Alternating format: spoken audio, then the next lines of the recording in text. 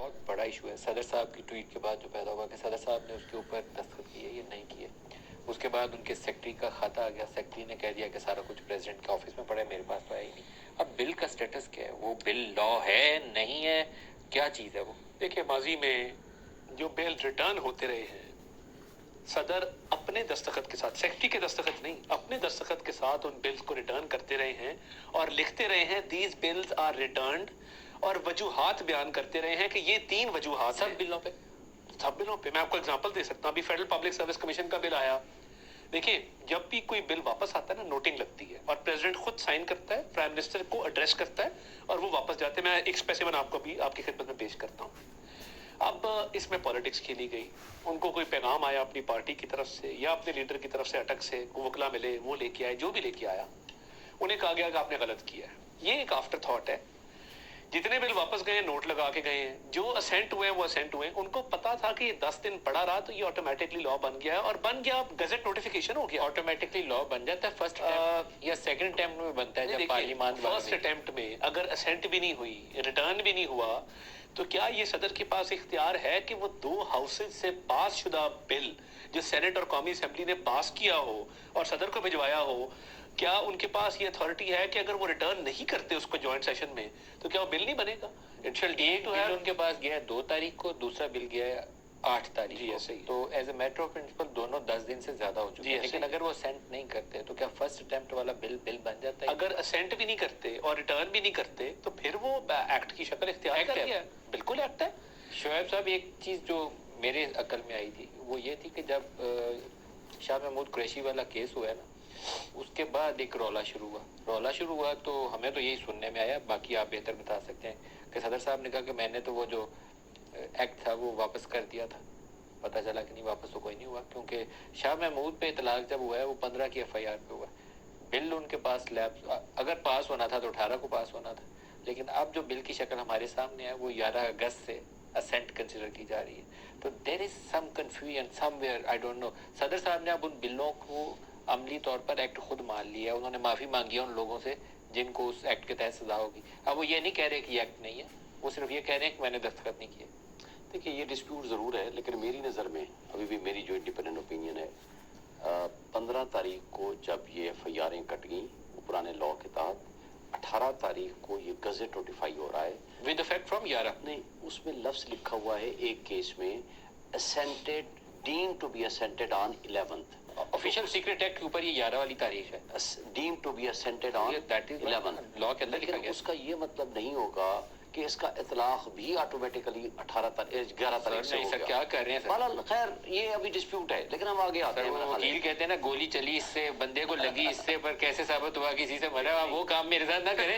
اگر وہ لکھا کہ ڈیم ٹو بی سینٹ تو وہ میں ہوگی اس سے آگے آ جاتا ہوں. ہم مان لیتے ہیں, فرض کرو اس کا افیکٹونیس بھی 11 سے ہو گئی, تو لیکن جو جرم ہوتا ہے اکارڈنگ ٹو کانسٹیٹیوشن اینڈ لا, جس تاریخ کو جرم ہوا اس تاریخ کا جو لا ہوگا اس کے مطابق ٹریٹ کیا جائے گا. جس تاریخ کو ایف آئی آر کٹ رہی ہے اس تاریخ سے نئے لا کا اطلاق نہیں ہوگا. اگر آپ کی بات میں مان لوں کہ یہ 11 سے افیکٹو ہے اور 15 کو ایف آئی آر ہو رہی ہے, وقوع ہے بقول ایف آئی آر کے کنٹینٹس کے وہ مارچ یا اپریل 2022 جس ڈیٹ کو ایف آئی آر کٹی ہے اس دن سے اطلاق ہونا, اور اس ڈیٹ سے پہلے لا بن گیا ہوا ہے. یہ اب سیریس میٹر ہے. اس سے میں ڈس ایگری کرتا ہوں, لیکن ایک لیگل کوسچن ہے نا, اس کو بعد میں دیکھیں گے. اب ہم آتے ہیں اصل بات پہ کہ کیا یہ لا بنا یا نہیں بنا. 2 باتیں بڑی سمپل ہیں. ایک تو یہ ہے کہ کیا انہوں نے, فرض کر لیتے ہیں کہ انہوں نے نہ تو واپس کیا, نہ اپنے پرنسپل سیکرٹری کو کہا, نہ اپنے سٹاف کو کہا. ٹویٹ کو ہم اگنور کر دیتے ہیں جیسے آپ نے سوال فرمایا. اب 75(1) اور 75(2) کا فرق کیا ہے؟ 75(1) پابند کرتا ہے پریزیڈنٹ کو 2 کام کرنے کے لیے, اور لفظ ہے within 10 days, یا تو وہ اس کو سائن کر دے گا یا اس کو واپس کر دے گا. That's all. میں وہی کہہ رہا ہوں, that's all. وہ آئین خاموش ہو گیا. اب اگلے آئین کی دفعہ ہے 75 سب آرٹیکل 2. وہ یہ کہتا ہے کہ جب اس نے واپس کر دیا ہو وہ بل واپس دوبارہ ریکنسیڈریشن ہوا بائی دی جوائنٹ سیشن, اور پاس ہو کے پھر گیا, پھر 10 دنوں میں آٹومیٹکلی بل. پھر 10 دن کے اندر اگین اس کے پاس صرف ایک آپشن ہے, 10 دن کے اندر سائن کر دے. نہیں کرے تو لا ہو جائے گا, نہیں کرے گا تو وہ ڈیم ٹو بی لا ہو جائے گا. اب یہاں ایک بات میں لیگل آپ کو بتا دوں, وہ یہ ہے کہ پہلی صورت میں وہ جو 10 دن ہے that is directory in nature, کیونکہ اس کا کانسیکوینس نہیں ہے.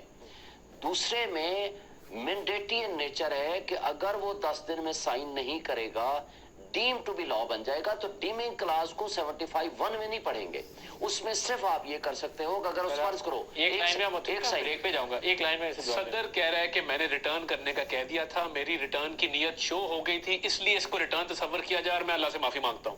وہ خود ریلائے اس بات پہ نہیں کر رہا کہ یہ 10 دن والی شک پہ. انہوں نے صرف اللہ سے معافی نہیں مانگی, انہوں نے ان بندوں سے لوگوں بھی سے معافی مانگی ہے جن جن کے کو ساتھ ایکٹ کے تحت سزا ہوگی, اس لیے ان کو وہ مان رہے ہیں. ایک بات میں کلیئر کر دوں, ہمارے دور میں انکوائری شروع ہوئی سائفر والی, قطن نئے لا کا اطلاق اس پہ نہیں ہو رہا. وہ 1923 کے 1923 کے آفیشل سیکرٹ ایکٹ کے تحت وہ درج ہوا ہے, اور نیا ایک بھی شک اس پہ لاگو نہیں. نہیں, نیا لا بھی تو اسی میں امینڈمنٹ ہے FIR نا. کاٹی گئی ہے شاہ محمود وہ پرانے قانون کے مطابق کاٹی گئی ہے, اور پرانے سزا کا عمل جو ہے وہ اب نئے ایکٹ کے تحت ہوگا. نہیں, یہ میں آپ کو گارنٹی کرتا ہوں. میں نے میرے دور میں, میں انٹیریئر کو دیکھ رہا تھا, میرے دور میں یہ انکوائری ہوئی تھی. اب تو جو میں کرے گا جج کرے گا, آپ کرے, تو کچھ ضرور نہیں کرے, کرنا نا. ضرور کرے, مگر میں آپ کو بتا رہا نا FIR درج پرانے قانون کے مطابق ہوئی ہے, نئے قانون کی کوئی شک بھی اس کیس پہ لاگو نہیں ہو رہی. ایک بریک لے لیں گے, ہمارے ساتھ رہیے. پروگرام میں دوبارہ خوش آمدید کہتے ہیں. بٹا گرام میں ریسکیو کا کام جاری ہے, اور اس وقت ہمارے پاس ایک لیٹسٹ فوٹیج اویلیبل ہے. ایک بچے کو ریسکیو کیا گیا ہے, یہ یا نمبر 3 ہے جو نوجوان ہمارے پاس اس فوٹیج میں نظر آ رہے ہیں, یا نمبر 4 ہے, میں شیور نہیں ہوں. لیکن یہ پوری رات انشاءاللہ یہ سلسلہ جاری رہے گا, اور ہم دعا گو ہیں کہ کل صبح جب ہم خبریں سنیں گے تو تمام کے تمام لوگ باحفاظت ان کو ریسکیو کر لیا جائے گا. یہ جو اسٹوڈنٹس اندر پھنسے ہوئے تھے انہی میں سے ایک بچہ ہے جس کو یہ ریسکیو کر لیا. یہ آپ کے سامنے ہے بخیر و عافیت. اللہ پاک کا شکر ہے, اور باقیوں کے لیے بھی دعا ہے کہ ایسے ہی ان کو بھی باحفاظت ریسکیو کر لیا جائے.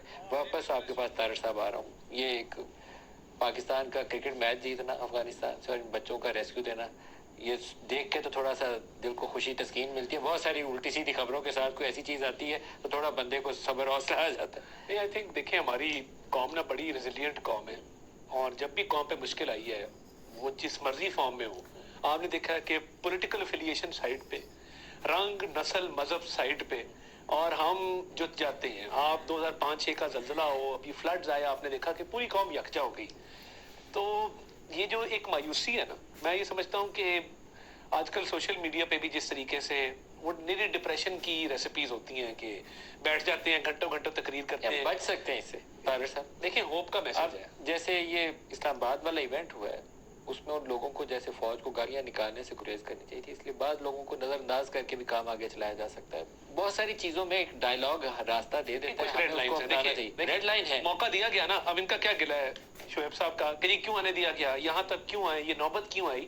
دیکھیں, پیسفل پروٹیسٹ تھا, یہاں تک آنے کی اجازت دی گئی, ٹھیک دی گئی, مگر اگر آپ بلا جواز بے وجہ وہاں کھڑے ہو کے گالیاں دیں گے, اور شہیدوں کی دیکھیں نا, یہ شہید کی بے حرمتی ہے کہ آپ وردی کو گالی دے رہے ہیں. آپ نعرہ وہ لگا رہے ہیں جس میں وردی آ رہی ہے. اب وہ وردی خون آلود وردی بھی ہے اس جوان کی جو دہشت گرد کی گولی سے شہید ہوا ہے, جس کی ماں کو اس کی خون آلود وردی پرچم کے ساتھ پیش کی گئی. سلام ہے ان ماؤں کو جن کے گھر پہ پرچم جاتے ہیں اور پرچموں کو چومتی ہیں. کیوں چومتی ہیں؟ یہ ایک عجیب سائیکی ہے. یعنی بیٹا, جوان بیٹا شہید ہو گیا ملک کی خاطر, پرچم آیا, پرچم کو آنکھوں سے لگا رہی ہیں, پرچم کو چوم رہی ہیں, اور ایک طرف آپ کہہ رہے ہیں وردی کو, آپ وردی کے بارے میں نعرے لگا رہے ہیں. یہ نامناسب ہے, اس کی کوئی گنجائش نہیں. دیکھیں, میں ایک بات واضح کرتا ہوں, ہمارے اداروں کو اور ہماری اسٹیبلشمنٹ کو ری تھنک کرنا چاہیے کہ وہ آپ کی یہ عوام ہے, آپ کی ریاستی اداروں کو ماں کا درجہ ہونا چاہیے.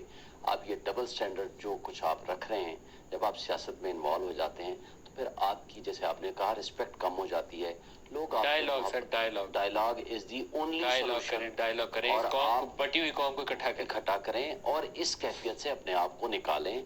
آپ جب تک زور زبردستی سے اپنی محبت پیدا کرائیں گے اور احترام کرائیں گے تو لوگ سر, آپ کے وکیل سیمینار وغیرہ کرتے ہیں نا, آپ یہ ڈائلاگ کے ایشو پہ سیمینار کریں. باقی لڑائیاں ہم لڑتے رہیں. بہت اچھی بات, ڈائلاگ کے لیے بہت اچھی بات ہے. ان کو بھی بلائیں, پی ٹی آئی والوں کو بھی, جو بچے کو بھی بلائیں, جو جیلوں سے باہر ابھی یہ پہلے بار ایسوسیشن کو چاہیے, بار لیول پہ ڈائلاگ. آپ کی بات میں ضرور پہنچاؤں گا. ہمارے دوست ہیں چیف جسٹس کو بلائیں, اس میں سیاسی لیڈرز کو بلائیں. کورٹ کو بلانا مناسب نہیں بلائیں, سطح پہ ان کی الوداعی میٹنگز ہو رہی ہیں نا آج کل. سر, الوداعی میں بھی ڈائلاگ کے لیے بات کرنا ان کا بھی حق ہے, انہیں بات کریں. ریٹائرڈ جنرلز کو بلائیں, ان سے تقریر. ٹھیک بات ہے آپ کی, کہ اس میں جب تک ہم जो नफरत कम करें सर। नफरत कम करें। इंटेलेक्चुअल्स जब तक बैठ के कौम को इस बुहरानी कैफियत से निकालने का कोई लाहे अमल या कोई बातचीत नहीं करेंगे तो हम मजीद गड़े में जाएंगे, कोई बेहतरी नहीं